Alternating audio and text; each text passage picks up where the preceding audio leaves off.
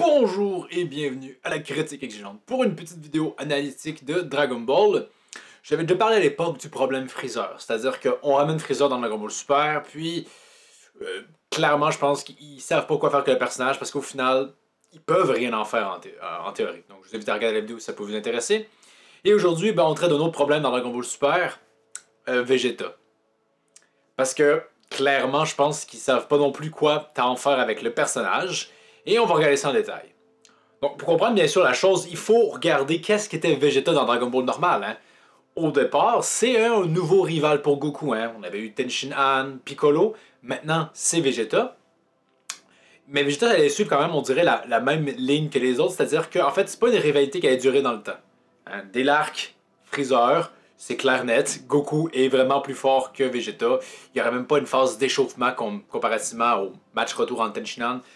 Goku est à ce point-là plus fort que lui.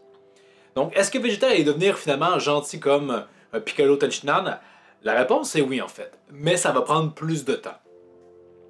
Par contre, hein, dès l'arc Cyborg, en fait, Vegeta revient dans la course. Hein. Ayant débloqué le Super Saiyan, on dit qu'il est aussi fort que Goku, et peut-être même plus fort que Goku. Puis, après coup, l'arc Cell s'amorce, et bon, je le redirai jamais assez, c'est pas mon arc préféré dans Dragon Ball, parce que je trouve que, scénaristiquement parlant, ça vole pas super haut.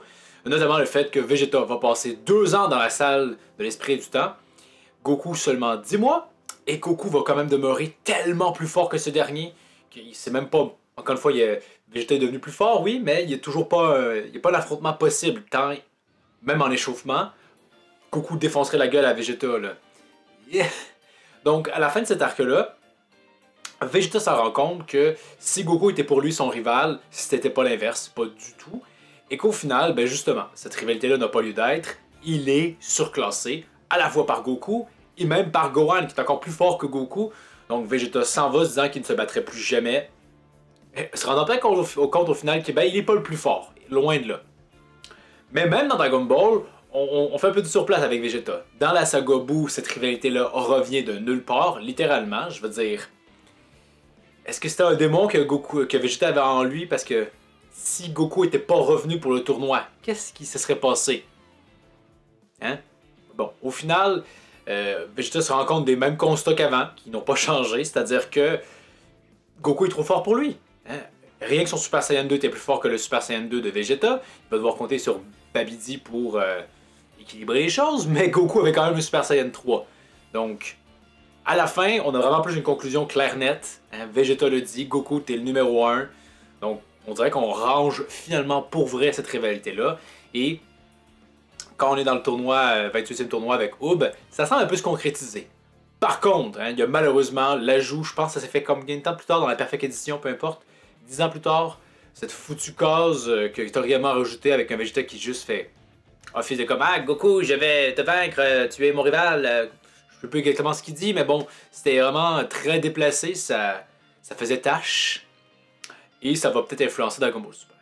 Mais on peut aussi quand même brièvement parler de Dragon Ball GT, qui allait dans ce sens-là. Un Vegeta avec la moustache, un Vegeta qui s'est rangé, il s'est rendu davantage l'espèce de père gâteux de bras qu'autre chose. Moi, ça me déplaisait pas tant que ça. On me dira qu'à la fin de la série, oui, il revient en mode rivalité avec Goku, mais il y a une explication quand même qui a du sens. C'est-à-dire que Baby a réussi à devenir l'antagoniste, la grosse menace, en prenant le corps de Vegeta. Donc c'est sûr que Vegeta peut peut-être se dire que peut-être qu'au final, au fond de moi, il y a une certaine force et que je suis capable d'être aussi fort que Goku si Baby a réussi à, comment dire, matérialiser ce potentiel-là. Donc ça fait quand même, je trouve, un peu plus de sens que la rivalité avec Vegeta-Goku ressurgisse. Maintenant, dans Dragon Ball Super, au début, on semble, comment dire, il n'y a pas cette rivalité-là. Parce que Goku est plus fort que Vegeta, ça semble clair et net. Vegeta maîtrise pas encore le Super Saiyan 3. Même si, bon, face à Beerus, il se fâche, et là on dira que temporairement il est devenu plus fort que Goku, mais ça relève presque du domaine de l'anecdotique. Par la suite, on va juste éviter la problématique, qui était pourtant, on dirait, juste l'idée que Goku est plus fort que Vegeta, point. Il s'entraîne mieux, des meilleures motivations, même Vegeta l'admet. Mais dans Dragon Ball Super, on va se dire que finalement, pour qu'il y ait cette rivalité-là, il faut qu'ils soient au même niveau. Donc, Goku débloque le God, Vegeta aussi. Le Blue, Vegeta aussi. Et au final, Dragon Ball Super va beaucoup ressembler au Goku Vegeta Show. Mais éventuellement, à mi-chemin, il semble un peu renoncer à cette idée-là. C'est-à-dire que Goku va faire une bien meilleure performance face à Hit que Vegeta. Bien qu'on dira que c'est parce que... Mais dans le manga, c'est plus justifié. Dans l'anime, pas des tonnes, honnêtement. Surtout que bon, Vegeta Blue peut rien faire face à Hit. Goku, forme normale de son expérience, va réussir à davantage bloquer les coups. Mais encore une fois, faire la part des animes manga sont quand même assez différents, c'est toujours un peu difficile. Mais dans les deux formats, c'est quand même beaucoup le Vegeta Goku Show. Et ça se poursuit. Éventuellement, ils se disent que ben non, Goku va débloquer l'Ultra Instinct. Et Vegeta pourrait le faire, hein. L'Ultra Instinct, c'est accessible à tout le monde. Tortue Géniale a des prémices de prémices, hein. Mais ils vont se dire que ben non.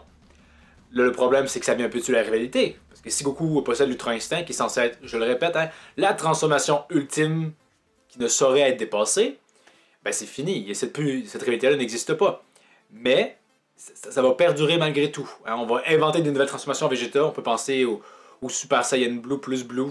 Je sais plus c'est quoi le nom. Blue Evolution.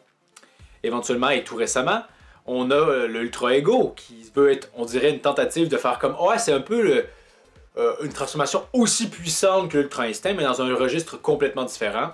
Je pourrais faire une vidéo sur le sujet, mais j'en ai parlé aussi dans mes chapitres, ça n'a pas de sens. Vegeta Ultra Ego n'est pas censé pouvoir atteindre Goku Ultra Instinct, c'est le but même de l'Ultra Instinct. Donc, je ne saurais que dire. D'autant plus que, est-ce que cette transformation-là va revenir? Est-ce qu'elle est vraiment super cohérente? L'idée de pouvoir encaisser les dégâts et devenir plus fort? Je veux dire, c'est les Saiyans. Ils ont pas ces facultés-là spéciales, c'est juste qu'ils sont doués au combat. Ça faisait un peu tâche. Un peu de la même façon que lors de l'arc Moro, nos deux héros vont suivre leur entraînement séparément, encore une fois cet esprit de rivalité-là.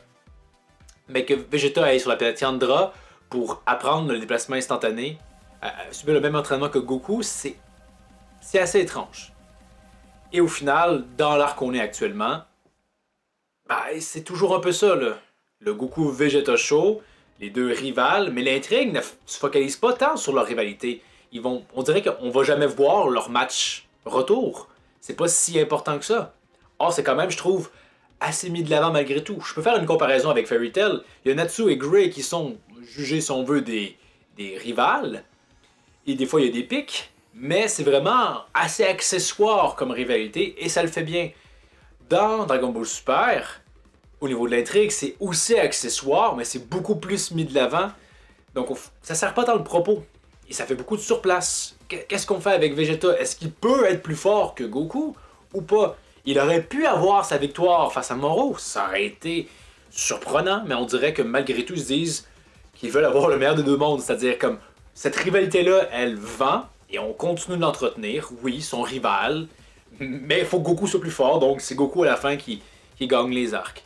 Et le reste à voir dans l'arc Granola, est-ce que c'est Granola qui est capable de rafler la victoire ou c'est Goku qui regagne, mais là, je veux dire, il n'y a pas l'idée qu'il faut qu'il maîtrise l'Ultra Instinct davantage, donc à voir.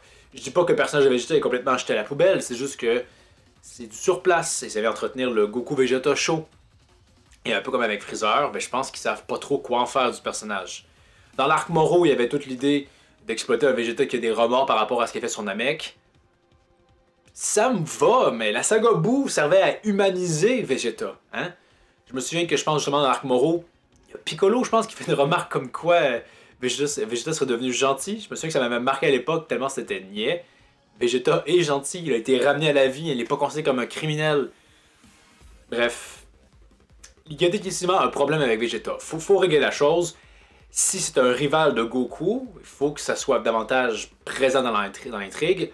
À la limite, conférer lui une victoire pour que justement il y ait une dynamique au niveau de la rivalité. Parce que là, c'est juste la même dynamique de rivalité qui fait du surplace tout le long. C'est pas spécialement intéressant.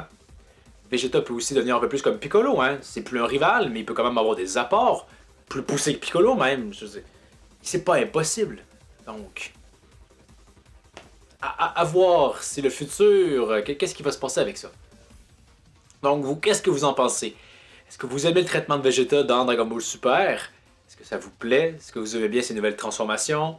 Donc, faites-moi en part dans les commentaires. Pour la prochaine critique exigeante, je ne sais guère trop, il y a l'anime Je déteste les animés qui ont des noms trop longs, là, mais Rascal Doesn't Dream of Bunny Senpai, que j'ai écouté quand même en 2021, ça fait un petit bout, et que j'ai été vraiment agréablement surpris. Donc peut-être que je vais parler de ça la semaine prochaine. À voir. Peut-être que en fait non. Non, cette semaine, on va avoir le chapitre de Dragon Ball Super, donc ça va être ça, je crois bien. Donc, merci d'avoir regardé. N'hésitez donc pas à aimer, commenter, partager, vous abonner et tout le bon vieux tralala. Et je vous dis à la prochaine. Critique exigeante.